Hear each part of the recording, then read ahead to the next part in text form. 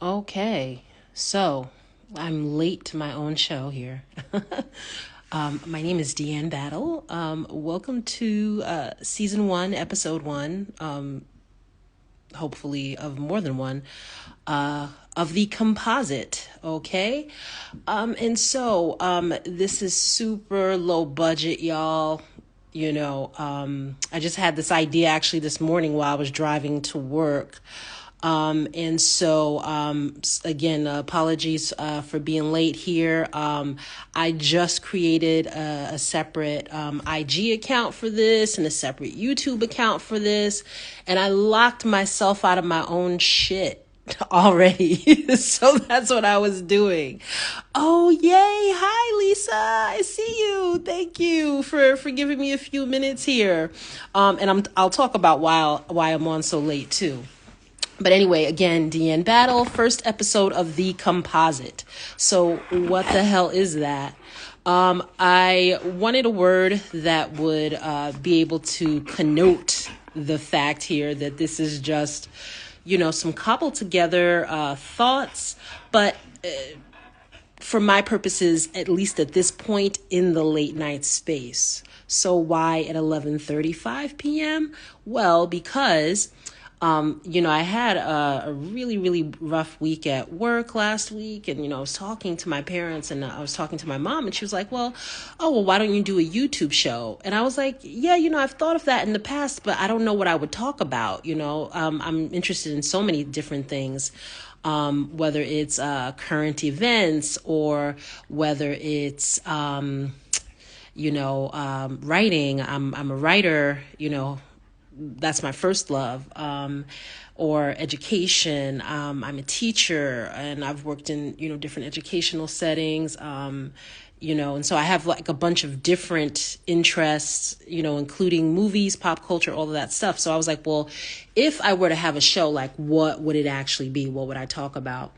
And so, we talked about that, my mom and I, just last week, and I kind of just sat on it. And then there was a program that I was interested in possibly applying for. It's like, a fellowship / internship. Yes, at this age, right? Because it's like, I've got an MFA degree. What do you do with that if one wants to transition out of education, out of teaching, and into something else? And I was just kind of like, oh, well, if I apply for this writing program, isn't the WGA,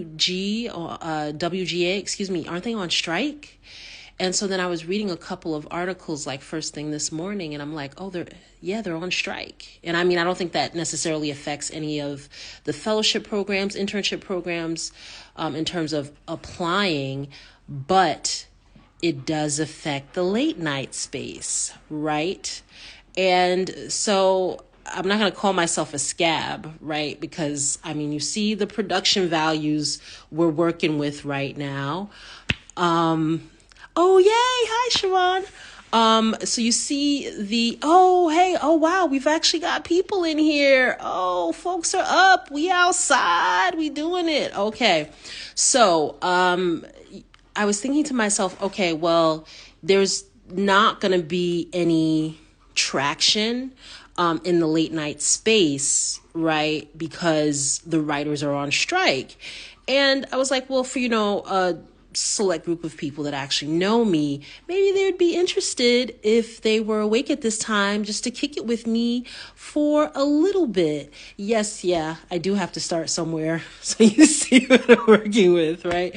We're going to give this a try. I'm going to try it this week, see what happens. If it's something that people have interest in and that I can sustain, then, let's do the damn thing. Let's make it happen. As my dog jumps on me.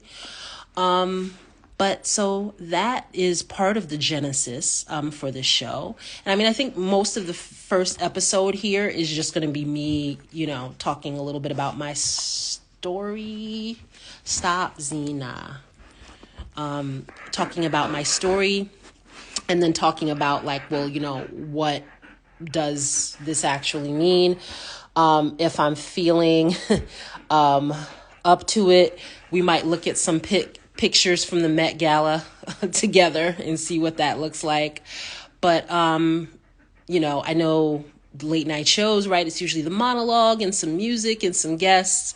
We're not there yet, but we're moving forward, right? And so I hope to incorporate, different types of stuff going forward. And so if anybody jumps on this later, if you haven't met me before, or if you see this somewhere else online, who am I?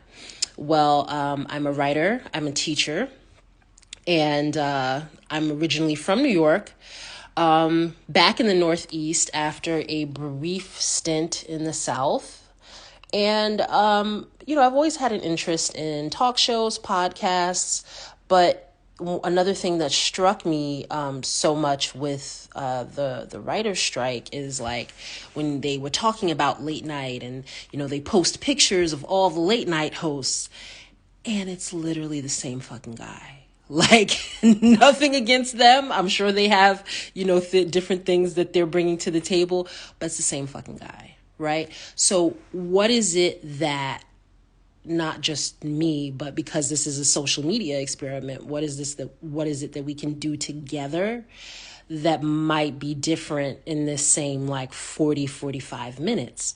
Just a thought, late night shows don't really do field trips. I mean, not too much open by me, but a few things. Do a field trip. We can, do some discussions with some different sorts of guests, maybe some scholars and some writers that I happen to know. We can talk about educational related things, because I think that's another thing that needs to be different in this late night space. Stuff is not going well, y'all, at all. And that doesn't mean that you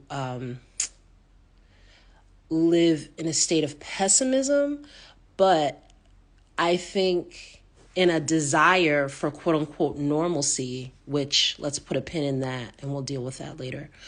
A desire for normalcy has really left people glossing over all of the things that are breaking down, whether it's education, put a pin in that too, infrastructure, our financial system. We've got banks closing. We've got really awful geopolitical tension. We've got wars, whether it's civil or otherwise. So there are a lot of things that you can have, relatively deep conversations about without having to be all doom and gloom, but that you can do it in an intelligent, way that's accessible to people. And a lot of times these shows, especially in the monologues, are really glossing over that stuff and not dealing with it. And, that's not really who I am. I mean, for the folks that do know me, I don't, to my detriment, often have the ability to really bullshit very well. If I see it in front of me, I'm like, hark, there it is, right? And so this show, as much as I hope it might help or touch someone else that's awake at this hour, sometimes you just want a little company before you go to sleep. It's helpful for me. I mean, the pandemic irreparably changed the way that I relate to people. I would be on social media, but not really before the pandemic. I actually had a 2-year stint a little while back where I was off Facebook for 2.5 years.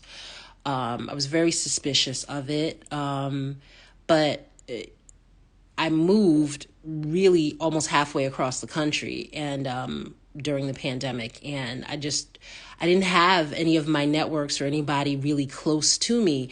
And so IG and YouTube and Facebook, all that stuff really became ways for me to connect. Even having Zoom calls with friends and stuff like that, ways for me to connect when I couldn't reach out and touch people. And so I think I'm a little more comfortable in this space now. Not fully, but a little bit more. And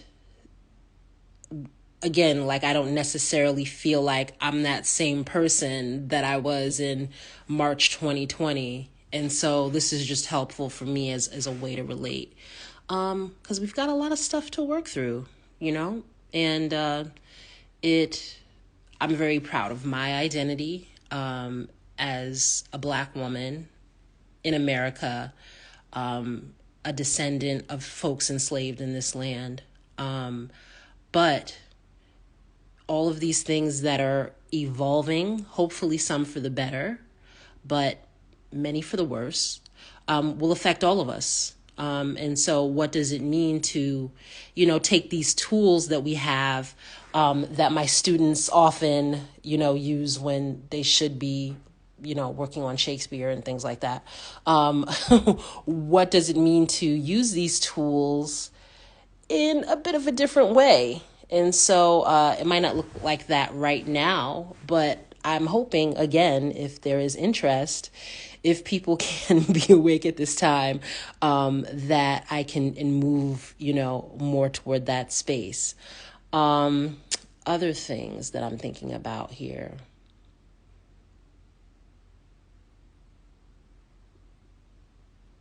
Oh, yes, books. Books. We will be talking about writing, and we will be talking about books, because that's a cornerstone to who I am, right? I've been writing since I was 7 years old. And so I'm really hoping in the next couple of years to really pull the threads of these couple of books that I'm working on in tandem, so I can, start working to get an agent, so I can start working to get published and all of those great things. So I really want to document a bit of that here as well, because I think, like, in an MFA sense, Master of Fine Arts, for the uninitiated, not because it's something exclusive, but just because I know some people don't know the acronym. You can talk about what it means to be a writer, to be published, theoretically, but I think sometimes, like, just being able to see someone in an almost reality show sort of way go through the process is helpful. And I think, I will say, though, like, my MFA program, I felt like toward the end, we started to do more panels with like nuts and bolts stuff that was, like, really, really helpful. So that's good. Now, what I have going on to my left is I'm trying to get set up here so we could possibly look at some pictures from the Met Gala. I was thinking, what's like something that's current events but low stakes? And that's just what I thought of, because I don't think it's been that great for the last few years, y'all. These outfits are just like, I mean, it's to the point where, like, it used to be, I used to, like, flip through the pictures. And, there are certain people you would always know, like, okay, like, for instance, like a Blake Lively, like, oh, okay, she's going to have, a really great outfit and ensemble, or who else? I'm kind of blanking just because it's late. I feel like Zendaya usually has a really great outfit, and a few other people, but I'm bringing up those names because I would already have a sense just by looking at them what the theme was. And yeah, it just was, I mean, I can kind of guess, but I want to officially look up, like, what the hell was the theme? Because I don't know what y'all had on. Like, goodness. It's not like I'm going to be walking anybody's red carpet anytime soon, but it's like, it was like the struggle Met Gala. And then it's hilarious because, on Twitter, excuse me, my lips a little dry here. I'll work on chapstick for next time. So I know that there was this like big thing about, oh, well, are the Kardashians going? They've been banned, or, oh, Kanye had them banned, and da da da da, going back and forth. And it's like, them chicks were still there. Nothing changed. It just wasn't honestly elevated, as somebody who I don't know who all of these people are either. I totally agree with you. And it's not like, I'm not that dialed in where I know, oh, all of the actors and the singers under 25. Like, I'll be honest about that. But it's just, even if I don't know who you are, there are certain people that, like Rihanna, who just bring a certain energy to their fashion. So I can honestly say Rihanna, even if she has on something that I don't like, she brings an energy to her fashion where I'm just like, oh, like I'll stop and look at it. But these outfits were just struggling. And then a lot of people had on, I don't know, was it a Gatsby theme? Was that what the fuck they were trying to do? Because they had on some Party City Gatsby pearls. And I'm sure it wasn't. I'm sure they were really expensive, but it didn't look like it.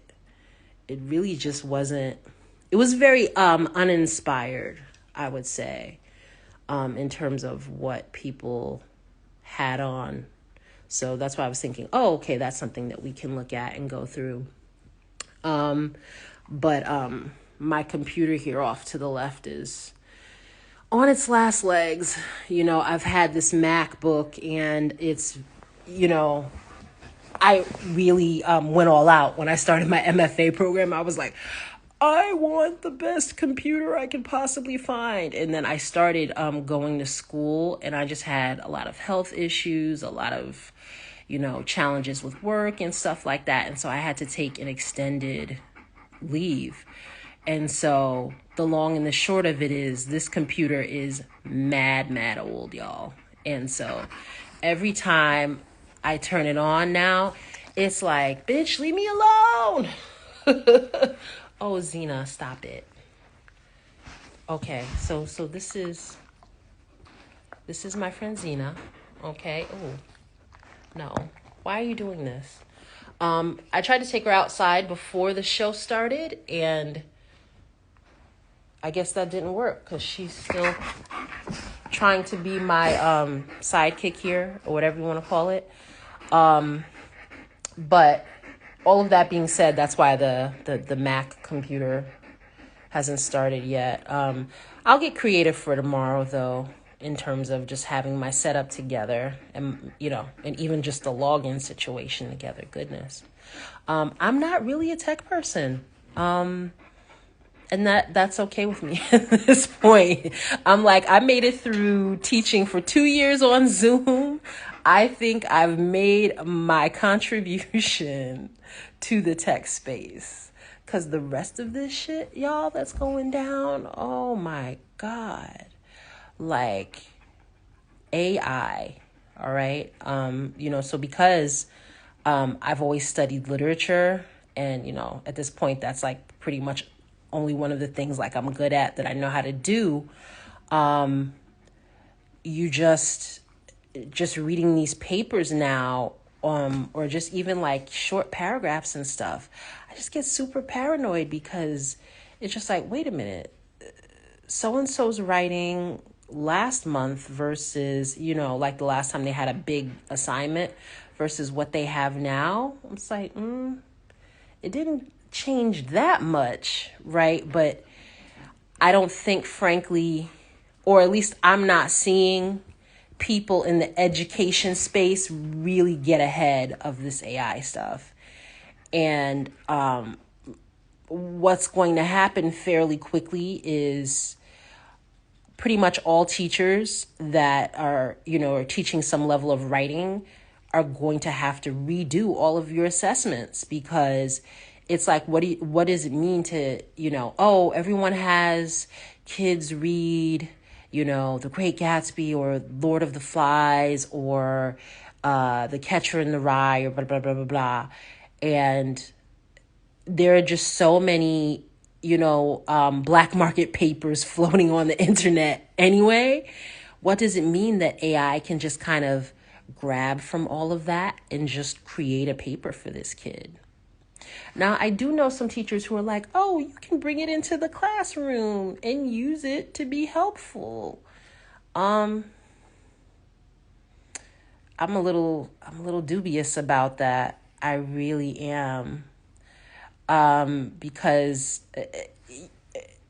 so here's the thing. As a teacher, as you see, I'm like, that's why the show's called The Composite, because I've just like floated around a bunch of different shit here. As a teacher, right, I've noticed the role of imagination on behalf of the students. Like if you just say, okay, I want you to go and just write about this topic here, right? And they're like, well, you want me to just do it? It's like, yeah. Well, just like, well, how? It's just like any way that you want, like, just no hold, no box, just whatever you come up with. And it's very hard for, I would say, a majority of students now to imagine something they haven't already done. So how does this relate to AI?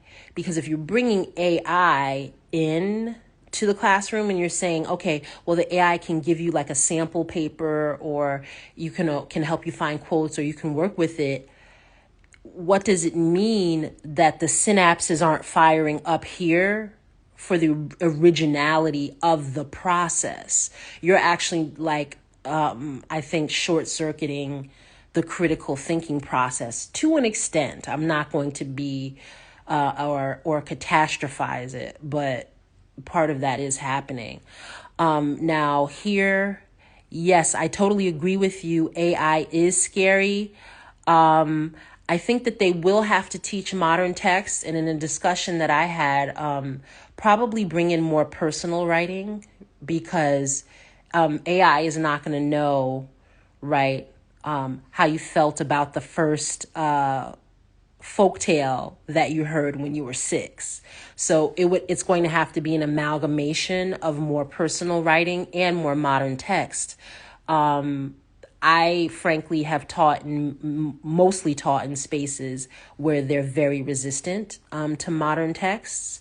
So that's going to be interesting to see what happens when people actually have to, read past, I don't know, like 1992 or something. No, I'll say 95. Let's say 95. But a lot of the English departments and stuff that you possibly will work at or, interview with, like, that's where they stop. And then anything else is like, oh, it's like the outer limits. Okay. Yes, technology's making people lazy and they don't care. Yeah, I see a lot of that. And, but then too, here's one of the things that frankly has me fucked up. It's like the first thing people will say about tech, oh, it saves time, it saves time, it saves time. But anything it saves time for, now you're just putting in just extra shit to do, right? Like, so in other words, all of the tech, right, that I have at my, fingertips as a teacher. I mean, I'm a decent teacher, but I'm not a better teacher than the teachers I had when I was a kid. Like it's just that like students and families have more access, or just even like, oh, if I'm trying to think of something directly. I had an experience, I want to say 2 weeks ago, where I was thinking, oh, this saves me time, and now my job wants me to do more of X. or thinking, oh, this saves me time. And now I have to run these additional extra errands online. So it's just like, oh, everybody wants to quote unquote save time. But now we're quote unquote conserving time, and we're writing ourselves out of our own story, right? Because, bringing it back to the writer's strike, I saw, a couple of tweets where they were saying that, producers are like, oh, okay, well, we don't know how long the strike is going to be. So let's see if we can, try to use AI to like get some of this stuff, up on its feet again. And, in terms of scripts and whatnot. And so that technically is not breaking the strike, right? Because AI is not a human being. But it's like, okay, well, what happens to all of those people, like in terms of their jobs? Like being a teacher, I'm sure they'll try to get rid of us as soon as they can. Like they don't, as an industry want to pay us, what they're paying us now, right? So it's like, it always hits labor first, right? Any type of technology innovation always hits labor first. And what does it mean when you have a society of people that, oh, technology saved them time and now everybody's out of a job? Like, what is the point of that? I know some people are interested in universal basic income. I'm not against it, but I don't know if that's the answer, right? People do take a lot of pride in their professions and saying that, oh, I had a job well done. Now, for me, if I just knew I had a check coming in, yeah, your girl could find ways to flip it and make it work for me. My novel would definitely be done. But, for people who maybe don't have a creative passion or maybe don't garden or have a hobby and stuff like that, then yeah, like a lot of people at this point, you do find a lot of solace in terms of your identity in your job. And so what does it mean now? Well, not just now, but I think it's accelerating. What does it mean now that you're taking that away from people? Or that's the move, right? To take it away from people. And then it's like, then the people with the companies and the entrepreneurs and so on and so forth, they get to make more money. Yeah, but it's like, well, who's buying your shit if nobody has a job? Right? There's just I don't understand at this point what people think we're advancing toward with everything being so ridiculously imbalanced. I really don't. And so part of me doing this show is just, documenting me talking my way through that. Because, like, what? Like, now you can't ring somebody's doorbell because they're going to fucking shoot you? Really? Doesn't that same person order Amazon packages? Like, how does that work? The whole point of a doorbell is ding dong, and you look to see who's there. If you don't like who's there, right, there are ways to deal with that without shooting them. But it's just, and it's a lot of kids. A lot of these folks with guns, the first thing they want to do is mow down children. And I'm not somebody that has children at the moment, but as an educator, I care dearly about children. And the fact that we have a society that so readily sacrifices them to bloodlust is disgusting. It really is. I don't play with that shit at all. Not happy about that. Not to say most people are quote unquote happy, but again, in this post-pandemic, air quotes, because it's not over yet. But in this post-pandemic space, as we're normalizing I can't think of any other word but degenerate. As we're normalizing degenerate behaviors or moral bankruptcies, I think that's definitely in the top three, right? Just you shooting children that knock on your door, or threatening to shoot children that knock on your door. What is wrong with you? So that veered off a bit. Anything else that I want to get into in this first episode? Okay, so she's made an appearance again. This is my dog Xena. Xena's been with me for almost a year. I had another dog previous to that died in 2021. And so Xena is a great buddy, but she is my codependent warrior princess, right? I did not name her Xena. Her name was Xena when I got her from the shelter, and she was 1.5 years when I got her from the shelter.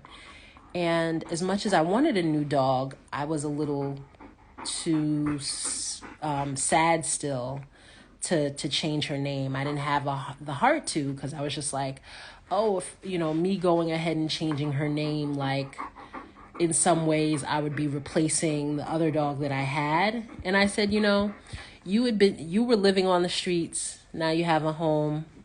I was lonely. Now I have a little 4-legged friend. So we've both been through enough. And so you get to keep your name. Your name is Xena. So I have a feeling she wants something from me, probably more food. But she's going to have to wait a few minutes here while I wrap up the show. And, I am an animal lover. Generally, Xena, down. No, you get down. You're not going to let me finish my show? Boo. Okay. All right, so I might have to hop off in a minute or so here. But, I didn't want it to be too long. It was supposed to be, again, in that late night spot, 11:35 to 12:15, right? Because they usually run about that time. I don't have any commercials here right now. Again, this is raw and real, right? But plenty more content coming. And I'm hoping to be more organized for tomorrow night and actually be able to get into my account. Yeah. She might want snacks out of me, but doggy ate all the snacks. So unless I go to the Wawa, maybe they have some snacks at the Wawa at this time. But yeah, plenty of content coming up. And again, I hope this could be a space where, I can maybe talk to some folks that are watching. So thank you so much for checking out season 1, episode 1 here of The Composite with Deanne Battle, right? A general talk show. And thanks for your notes here. Oh, thank you. Yeah, it's good to see you on here too. It'd be nice to have some of my writer friends on here to do a bit of a reading. So, like I said, I've got to get organized and get my content together. All right.